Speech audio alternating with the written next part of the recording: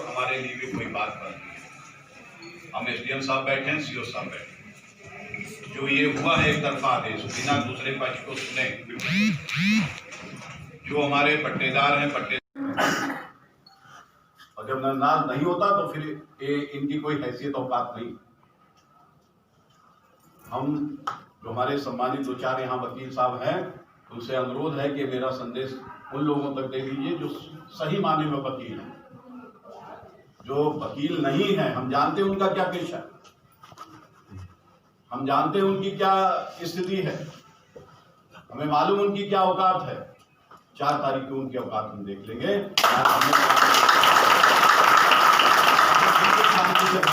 किसी प्रकार से किसी से बोलने की जरूरत नहीं।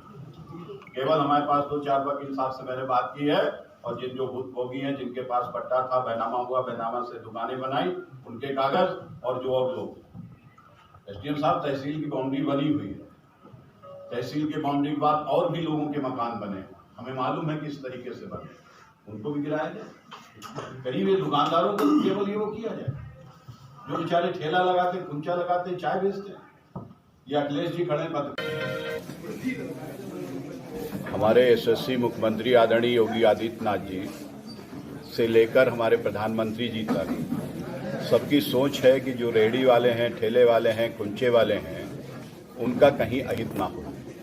लेकिन जाने अनजाने में तहसीलदार साहब का एकपक्षीय निर्णय, उसके खिलाफ आज एप्लीकेशन दी गई है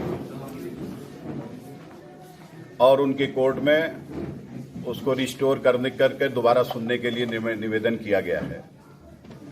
तहसील प्रशासन से भी मैंने अनुरोध किया है कि गरीब दुकानदारों का ध्यान रखा जाए, जो पिछले 20 वर्षों से अपनी रोजी रोटी चला रहे हैं, कमा रहे हैं। केवल 2-3 लोग, वकीलों का झगड़ा दुकानदारों से नहीं है, ना दुकानदारों का वकीलों से कोई झगड़ा है।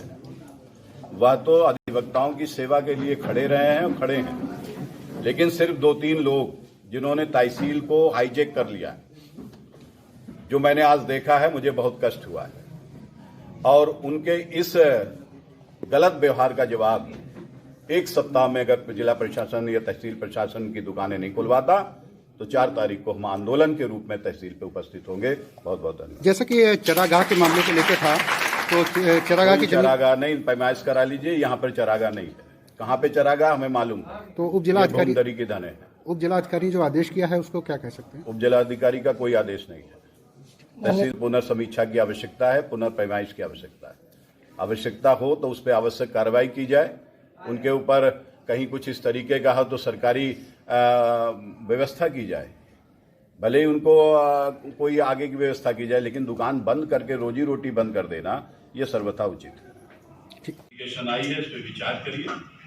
मैं भी इस पर लिख के दे रहा हूँ, और इनका आज ही मुकदमा तहसीलदार साहब से कहीं अपना रिस्टोर करें, और जब दोबारा निर्णय होगा और इसके खिलाफ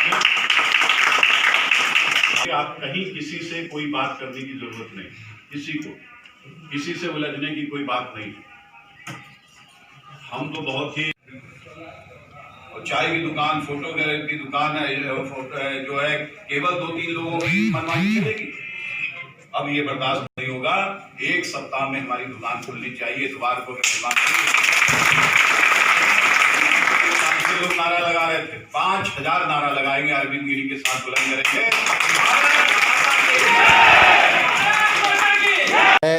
ये हमारे बड़े भाई की दुकानें थीं, 2098 में खरीदी गई। खरीदने के बाद में बैनामा हुआ, भूमदरी 45 देख के, उसके बाद में चलती थी दुकानें, बराबर चल रही दुकानें बनी, सब कुछ बना। अब इतने दिन 10 साल 15 साल बने हुए चल रही हैं, आरोप हम पे गलत लगाया जा रहा है। इसलिए लगाया जा रहा, हम क्षेत्रीय प्रधान यहाँ के हैं, इसलिए हम पे गलत तलत आरोप लगाया जा रहा। क्या आरोप लगाए जा रहे हैं? आरोप ये लगाया जा रहा माफिया गुंडा और सब कुछ शकील कबाड़ी और इस तरीके से हमारी छवि को खराब करने पे लोग लगे हुए हैं। सील की है दुकानें किस आधार पर? किस आधार पर? इसमें एसडीएम साहब के यहाँ मुकदमा भी चल रहा है। इन्हीं के यहाँ 6 तारीख लगी हुई है, 1.5 साल से मुकदमा चल रहा है। और हम